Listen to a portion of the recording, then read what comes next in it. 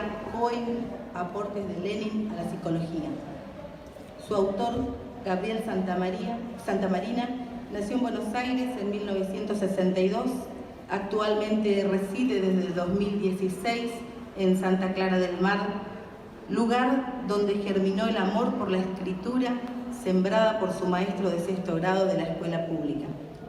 Con la guía del taller marplatense Taborda Pitano, el autor presenta su primer novela policial.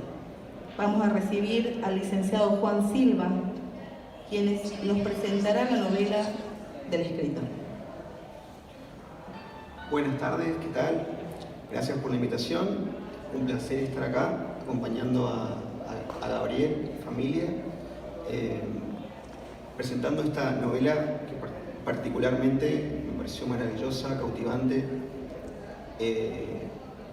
muy rápida, muy concisa, muy al hueso, que creo que es una lectura que se transformó de golpe, así, sin esperarme, en indispensable.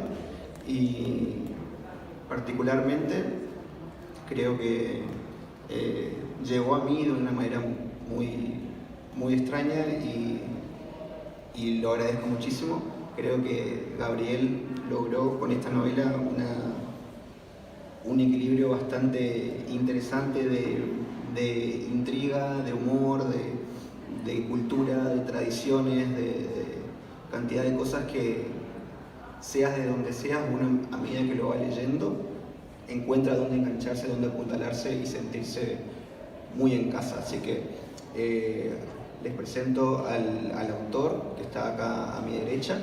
Él es Gabriel Santamarina y bienvenido a Formosa, y acá estamos. Bueno, buenas tardes a todos y a todas. Es un placer, un orgullo estar aquí. Ciertamente vi una publicación en Facebook hace tiempo y dije, ¿por qué no? Entre otras cosas porque no conocíamos la provincia de Formosa, y era una gran oportunidad para poder hacer dos cosas novedosas para mí, que era presentar una primera novela, luego de haber sido contador público, qué acto fallido, ¿no? Porque el título no lo devolví. Contador público durante muchos años, y desde hace unos 5 o 6 años dedicarme a escribir de a poquito, aprendiendo, estudiando. Y bueno, también el hecho de no conocer la provincia fue bastante seductor. Y hasta ahí es como que dije, bueno, tiro un mensaje al viento, recogido luego por la licenciada Sandoval aquí presente, que realmente me entusiasmó tanto con sus mensajes de audio y su aliento para venir, y bueno, luego Erika y Zulma, y realmente me sentí, sin haber estado nunca en Formosa, me sentí como en casa antes de viajar hacia acá. Así que, bueno, la novela, que es lo que nos convoca, este personaje Cohen tan entrañable, la verdad que ya me hice amigo, a veces no lo quiero más, pero después aparece. Quiero tomar las palabras de Juan, a quien también conocí, tuvimos unas charlas muy lindas por teléfono. Traté de hacer una obra para aquellas personas que habitualmente no leen, como yo era anteriormente, no leía mucha ficción realmente, con lo que tampoco tengo tantos condicionamientos de autores consagrados, o sea, no leí toda la obra de Cortázar o de Borges o de Bioy como para después decir, esto... A veces me sorprendo que escribí cosas parecidas, pero no, me siento en conciencia tranquila que no son plagios, digamos, que me salieron así. Y entonces dije, bueno, ¿qué me pasaba a mí cuando tenía una novela para leer en verano o en algún momento? Lo primero que hacía era tomarla donde empezaba un capítulo y ver dónde terminaba, y contaba las páginas. Entonces eran muchas páginas y yo decía, no, es mucho. Entonces todas esas cosas, después la terminaba leyendo, ¿no? Pero no, esto lo dejo para el verano, lo dejo para el sábado, o qué sé yo. Y entonces me propuse que mi novela compitiera más con la pantalla de un celular que con otra novela. De manera que no me excedí en desarrollar mucho algunos personajes o algunas situaciones, y quizás un poquito más al hueso, con una visión de, si se quiere, 140 caracteres, ¿se entiende? Y si bien es una obra que no tiene más de 120 páginas, está estructurada con más de 25 capítulos. Entonces, eso es para engañarme a mí mismo y favorecer a los que le pasaba lo que le pasa lo que me pasaba a mí.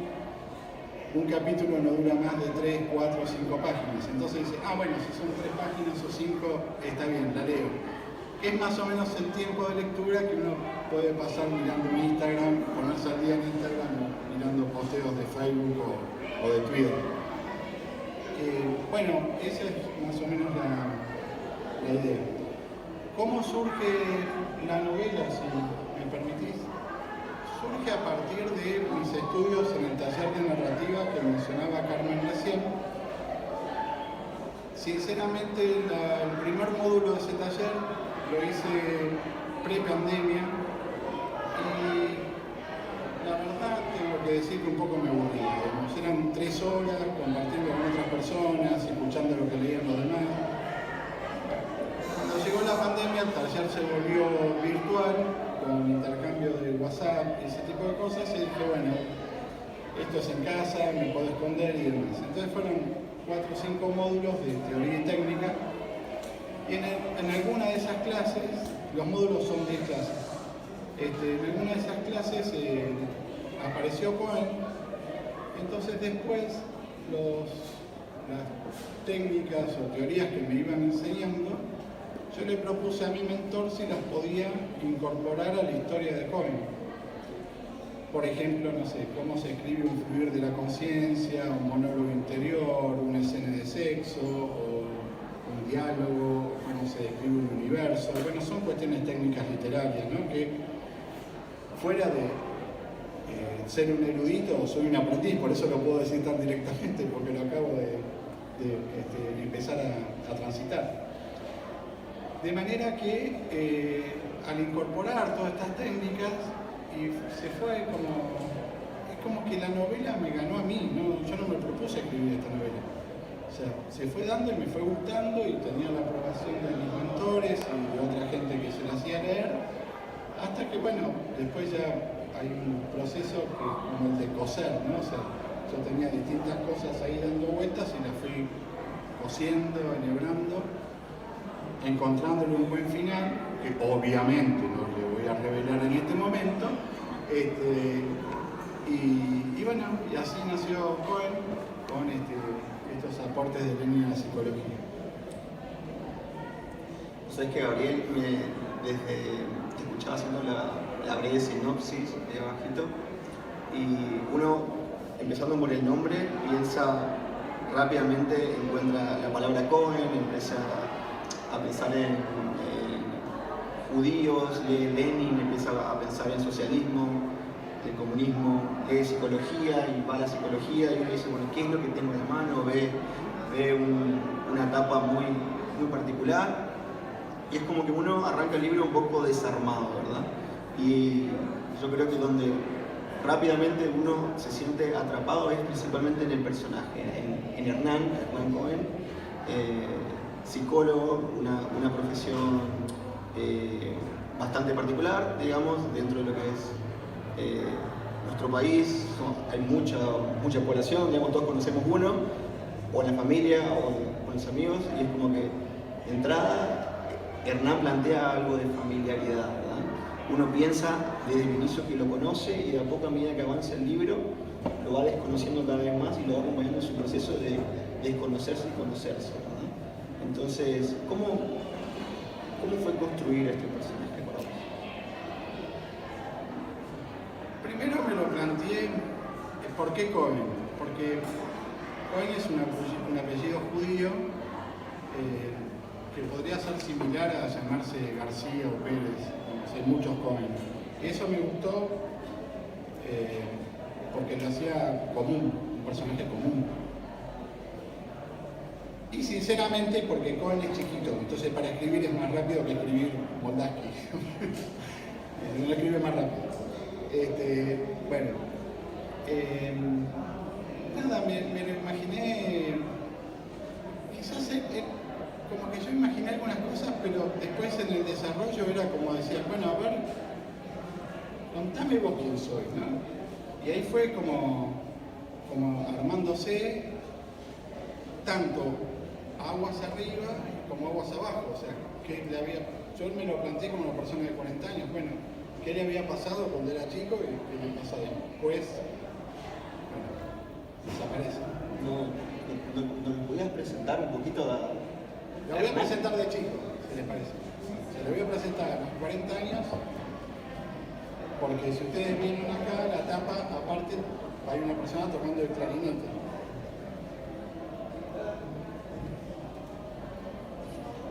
Es breve, ¿eh?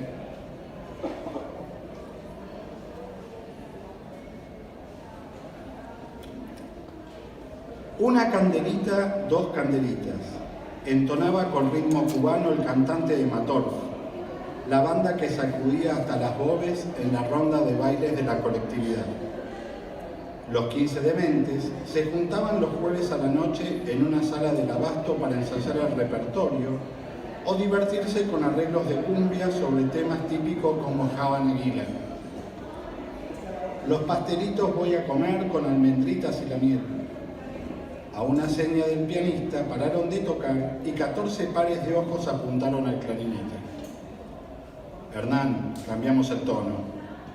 Perdón, me olvidé. Vamos desde el principio.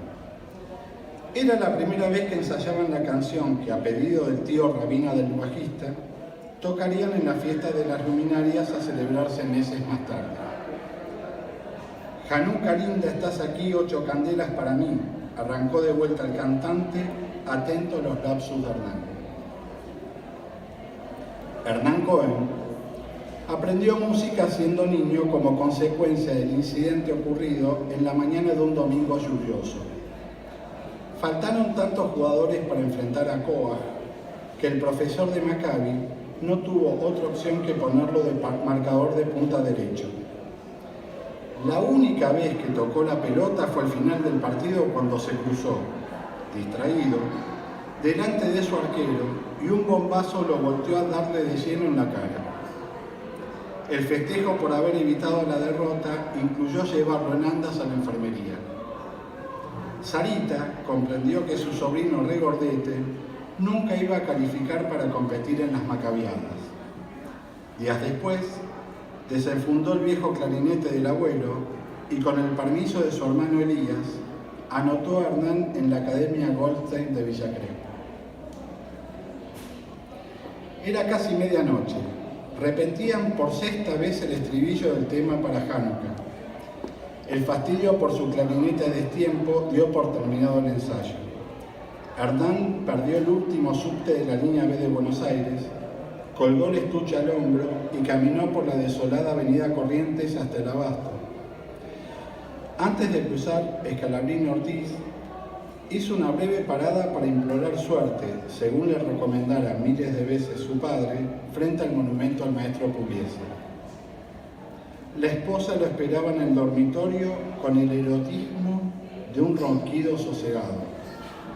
Mejor, pensó, mientras masticaba en la cocina el segundo niche de papa como toda cena. Bueno, eso es un poco cómo arranca la novela y cómo lo sitúa cuando era un niño. Y vamos a ver en otros pasajes que prácticamente nada él decidió, pero ante situaciones que va viviendo, él acciona, reacciona o omite, pero nunca él tiene como un plan de vida, ¿no? Volviendo a esta idea de lo familiar que nos hace sentir Hernán cuando lo empezamos a leer, destaqué desde el inicio siempre esta sensación de estar en piloto automático ante la vida, una sensación con la cual creo que muchas personas se sienten identificados, pensando un poco cómo me vería yo a los crisis, a los 40, a los 50, también replanteándome si hasta ese momento viví lo que quise o viví lo que otros quisieran. Y Cohen, más o menos, uno desde el inicio empieza a ver cómo pasa de ser víctima de sus circunstancias a animarse a correr riesgos, ¿verdad? ¿Cómo se da? Hay un momento muy puntual en la novela en donde se siembra una semillita diabólica ahí que despierta un demonio dormido por 50 años que desata una serie de sucesos que terminan en éxtasis, ¿verdad? Sí, es así. De hecho, tampoco es como que decide estudiar psicología. Eso se da en su adolescencia, en el secundario, hubo una trifulca en una división y un preceptor, Hernán Cohen, intercede en esa trifulca y un preceptor le dice: pibe, vos tenés pasta para estudiar psicología. O sea, así como le pasó con lo del clarinete, le pasa también con esto de la psicología. Y hay un momento que son varias epifanías las que va viviendo Hernán, que Hernán se llama Hernán Ernesto, y no es un tema menor. Y su hermano se llama Ariel Camilo.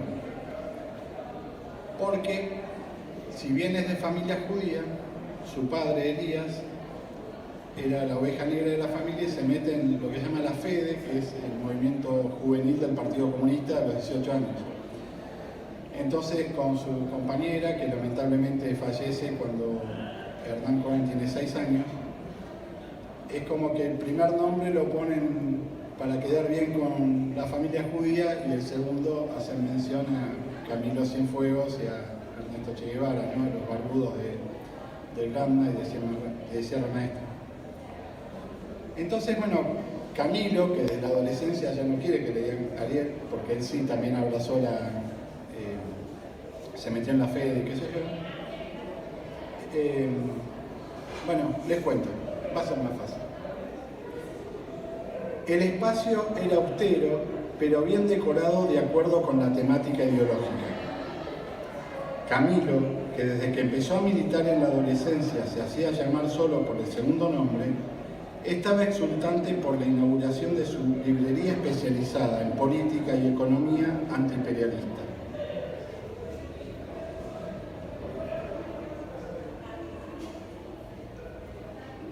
Con un vaso de vino en la mano se acercó a saludar a su padre, cuya panza prominente centraba un círculo de camaradas, que eran o habían sido sus alumnos en sociología.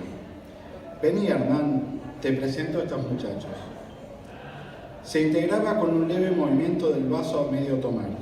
Hablaban de actualidad política y de un seminario que Elías dictaría en la sede del partido el tercer sábado de cada mes. El ágora alrededor de Elías se dispersaba. Eludió las posibles indagatorias paternas atravesando el patio para refugiarse en el sanitario que descomprimiera su presencia y su vejiga.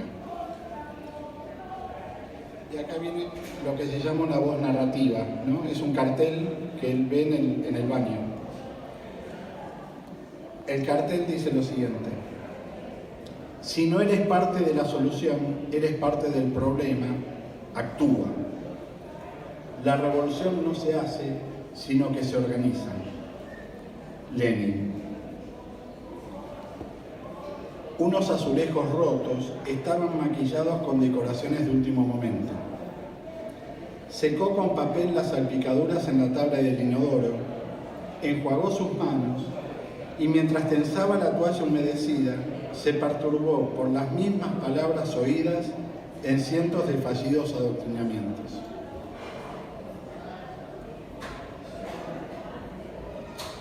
Si pudieras explicar, sin spoilear tanto, ¿verdad? ¿Qué es lo que empieza en ese momento dentro del protagonista y hacia dónde lo lleva?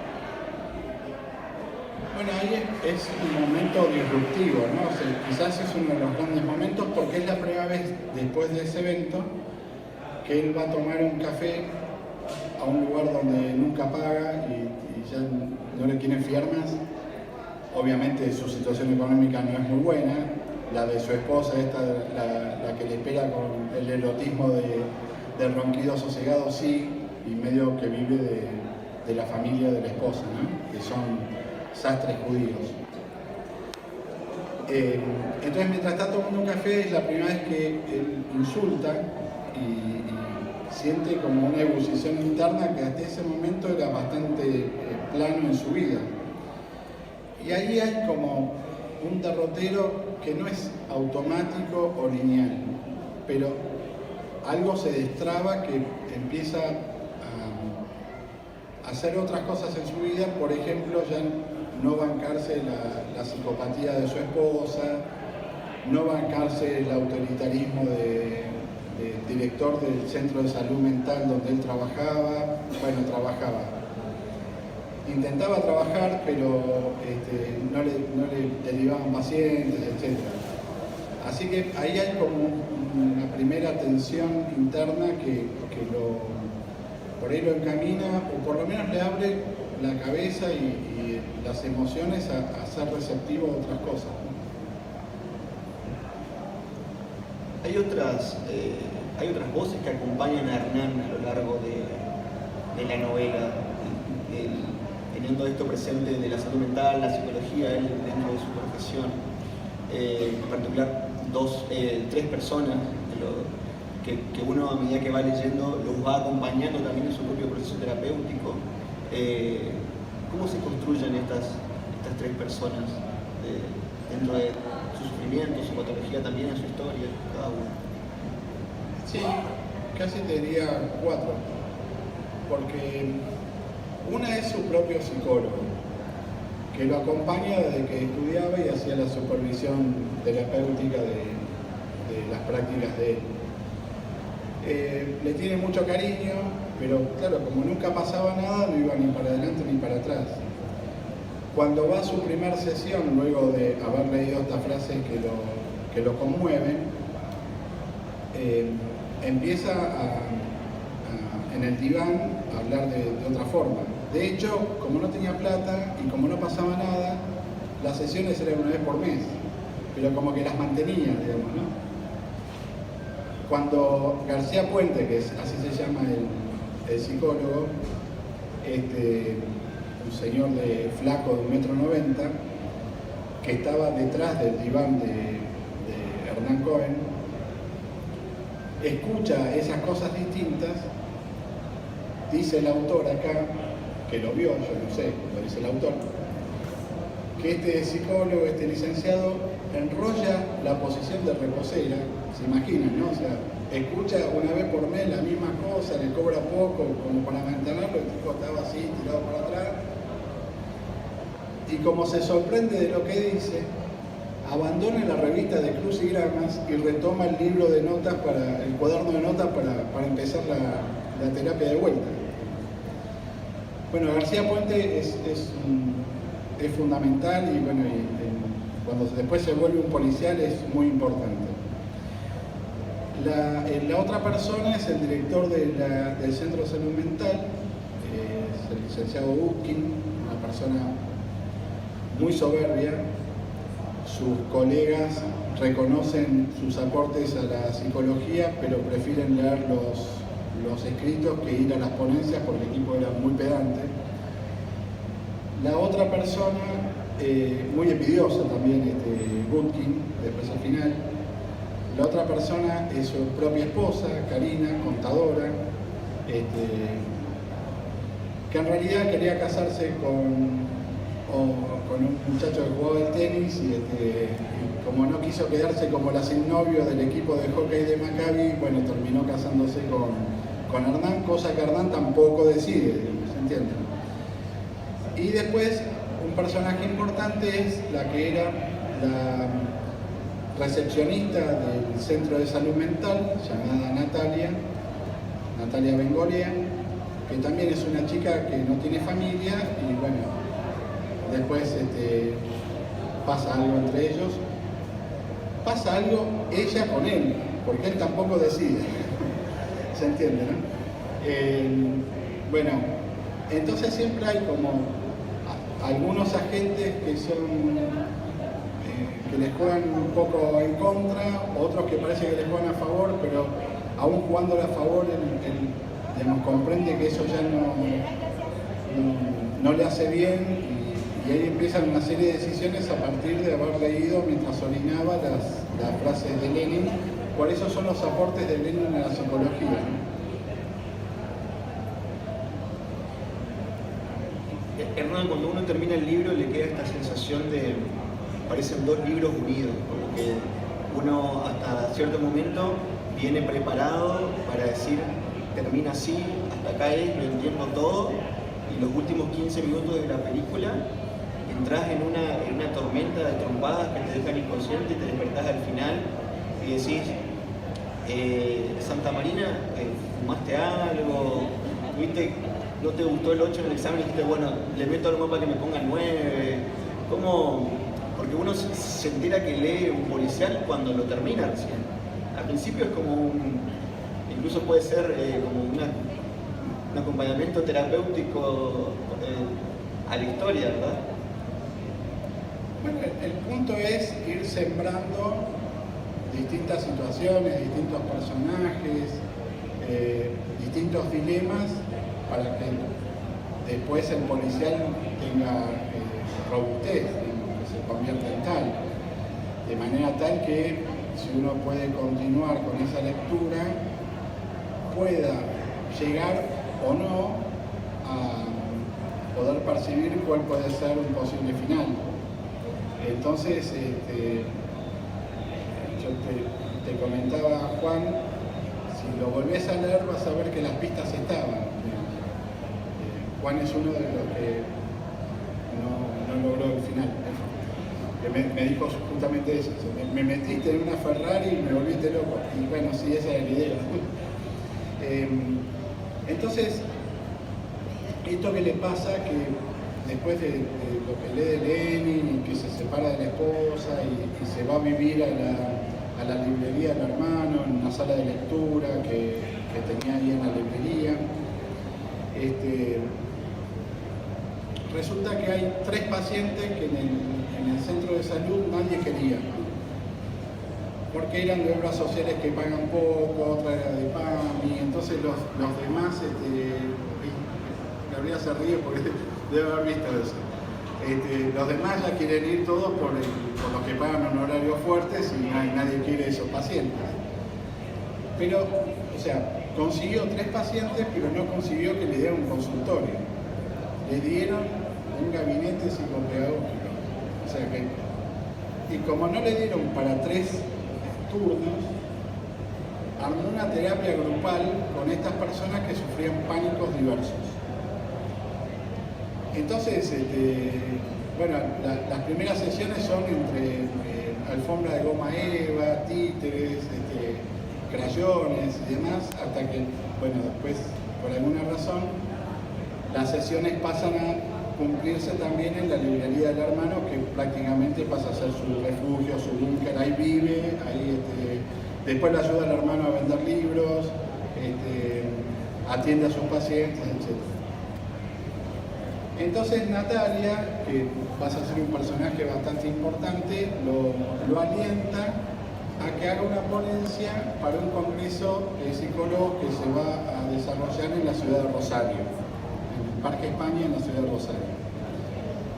Y bueno, él tampoco decide hacer la ponencia, pero no quiere quedar mal con la chica. Le va bien con los pacientes, porque él es muy empático y los pacientes empiezan a mejorar. Tan le va bien que presentan la ponencia es sólida, García Puente se la revisa y le voy a leer el mail que le mandaron oportunamente a Hernán Cohen. De Infocongreso Psicología a Hernán Cohen 75@gmail. No le escriban porque no le va a responder. Estimado licenciado Cohen, le informamos que su ponencia será publicada en la página del Congreso. Dada la importancia del tema y la forma innovadora de abordarlo, lo invitamos a que realice su exposición oral y pública en el auditorio principal. Cordiales saludos, equipo coordinador. Entonces ese mail lo toma Natalia y la impresión con la tinta aún fresca flameaba en su mano izquierda. Con el índice derecho hacía señas para que la rodearan en el centro del salón. No había terminado de leer la buena nueva cuando Camilo los abrazó, desatando una suerte de poco familiar. La portavoz interrumpió, enérgica, al cuarto giro de saltitos. No hay tiempo que perder. Empecemos ya con las filminas. Bueno, ese es un momento cumbre porque, digamos, ya pasa, por lo menos, la verdad es que tiene algo muy positivo que quizás él no lo buscó tanto, pero que... Entonces en esa escena está Natalia, Elías el padre, Camilo su hermano y Hernán. Elías no sabe que Hernán y Natalia son algo más que colegas. Entonces se produce algo que a mí me gustó mucho escribirlo. Quizás es un poco porteño o ciudadano lo que voy a contar, pero creo que todos lo pueden llegar a visualizar bien. A la noche de ese momento que se entera que lo invitan a exponer en un congreso de psicólogos, ¿no? Él que no tenía ni pacientes. La jornada cargada de emociones demandaba mesa distendida en la fonda del frente. Una parrillada para 2, comen 3, pican 4, fue el menú elegido de la pizarra escrita con tiza mojada. Brindaron varias veces con tinto de 3 pingüinos blancos. En una mini palangana de plástico naranja se mezclaban, lubricadas con aceite de dudosa procedencia y vinagre de manzana, escasas y finísimas rodajas de tomate sobre la parva de capuchino y aros gruesos de cebolla. La única molleja escondida bajo los chinchulines requería sorteo para ser adjudicada. Natalia sacó el más largo de los grisines del puño de Camilo y se dio la mitad del premio a su algo más que colega. Se sucedían las anécdotas seguidas de carcajadas resonantes. Disfrutaban la mejor cena que ninguno de los cuatro había tenido jamás. Hasta se olvidaron de reclamar la porción de fritas a la provenzal prometida como cortesía de la casa. Grasienta como la bandeja del bracerito con sobras de asado, la mano del gallego pasaba un trapo agrio sobre el mantel de hule. Ofreció compensar el olvido de las papas con la última porción triangular de budín de pan que había empezado como rueda en la heladera mostrador casi una semana atrás.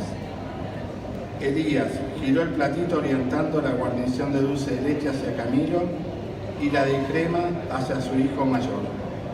¿Viste, Nati? Desde que lo llevaba a tomar helado que me sé los gustos. Por último, Hernán, si te puedes tomar un minutito para darnos esa intriga o una pregunta que solamente podríamos responder yendo al libro. Les leo muy brevemente el momento que él está delante del auditorio. Cohen y su sobra agigantada cruzó delante de la pantalla desde el sillón a la tarima. No llegó a pronunciar buenas noches. El silencio reinante fue súbitamente interrumpido por un sonido hueco que antecedió el corte de energía. Todo fue grito y oscuridad. El centelleo de los celulares dejó entrever la silueta de Cohen, que huía del escenario volteando banners publicitarios. Pocos indicios, algunas sospechas. Cohen no aparece. Muchas gracias.